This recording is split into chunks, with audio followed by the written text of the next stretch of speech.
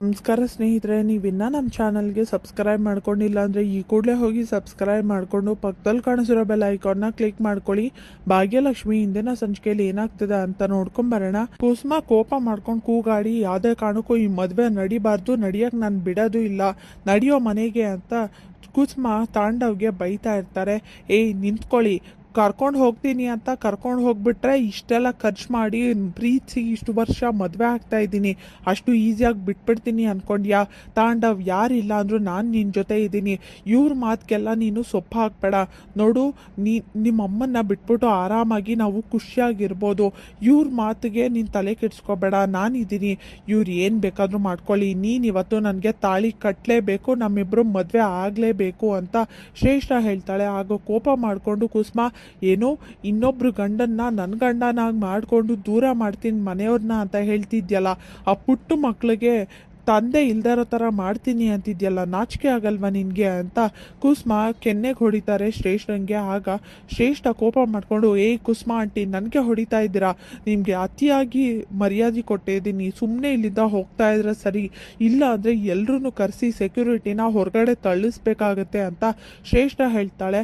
ಶ್ರೇಷ್ಠ ಸ್ವಲ್ಪ ಸುಮ್ಮನೆ ಇರು ಅಂತ ತಾಂಡವ್ ಹೇಳಿದಾಗ, ಏಯ್ ನೀನೇನೋ ಅವಳ ಜೊತೆ ಮಾತಾಡ್ತಾ ಇದೆಯಾ? ನೋಡು, ಯಾವುದೇ ಕಾರಣಕ್ಕೂ ಈ ಮದುವೆ ನಡಿಬಾರ್ದು, ನಡಿಯಲ್ಲ ಅಷ್ಟೇ. ನಾನು ಬಂದಿದ್ದೀನಿ ಅಂದಮೇಲೆ ನನ್ನ ಸೊಸೆ ಜೀವನ ಹಾಳಾಗಕ್ಕೆ ನಾನು ಬಿಡೋದೂ ಇಲ್ಲ ಅಂತ ಕೋಪ ಮಾಡಿಕೊಂಡು, ಇದೆಲ್ಲ ಇದ್ರೆ ತಾನೇ ಮದುವೆ ನಡೆಯೋಕ್ಕೆ, ಈ ತಾಳಿನೂ ಇರಬಾರ್ದು, ಹಾಗೆ ಈ ವಸ್ತುಗಳು ಇರಬಾರ್ದು ಅಂತ ಹೂನೆಲ್ಲ ತೆಗೆದು ಚೆಲ್ಲಿ ಎಲ್ಲನೂ ತೆಗೆದು ಬಿಸಾಕ್ತಾರೆ.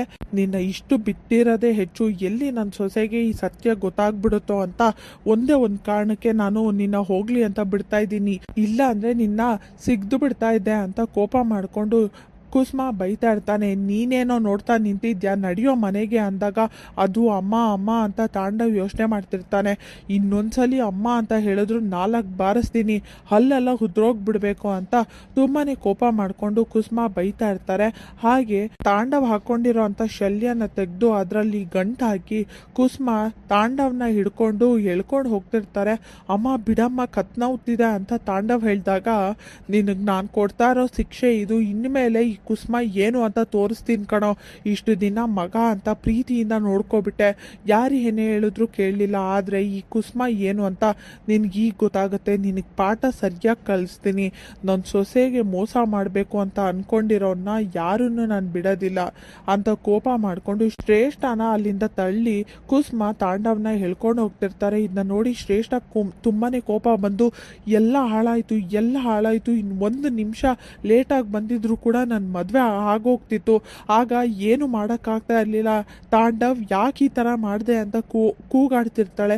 ಶ್ರೇಷ್ಠ, ಸಮಾಧಾನ ಮಾಡ್ಕೊಳ್ಳಮ್ಮ, ಯಾಕೆ ಈ ಥರ ಮಾಡೋಕ್ಕೆ ಹೋದೆ ಅಂತ, ಭಾಗ್ಯಂಗೆ ಮೋಸ ಮಾಡೋಕ್ಕೆ ಹೋಗಿದ್ಯಲ್ಲ ಅಂತ ಯಶೋಧ ಮತ್ತು ಶ್ರೀವರು ಹೇಳಿದಾಗ, ಏಯ್ ನೀನು ಯಾರು ಅಂತ ನನಗೆ ಹೇಳ್ತಾ ಇದೆಯಾ ಅಂತ ತಂದೆ ತಾಯಿ ಮೇಲೆ ಶ್ರೇಷ್ಠ ಕೂಗಾಡ್ತಾಳೆ. ಆಗ ಪೂಜಾ ಅದನ್ನ ನೋಡಿ, ತಂದೆ ತಾಯಿಗೆ ಬೆಲೆ ಕೊಡ್ದವಳು ನೀನು ಅಂತೂ ಉದ್ಧಾರ ಆಗೋದಿಲ್ಲ ಅಂತ ಕೋಪ ಮಾಡಿಕೊಂಡು ಬೈದು ತಾಂಡವ್ನ ಕರ್ಕೊಂಡು ಮತ್ತೆ ಕುಸುಮ ಹೋಗ್ತಿರ್ತಾರೆ. ಸುಂದ್ರಿಗೆ ಏನಾಯಿತು ಅಂತ ಹಾಸ್ಪಿಟಲ್ ಕರ್ಕೊಂಡು ಹೋಗಿರ್ತಾಳೆ.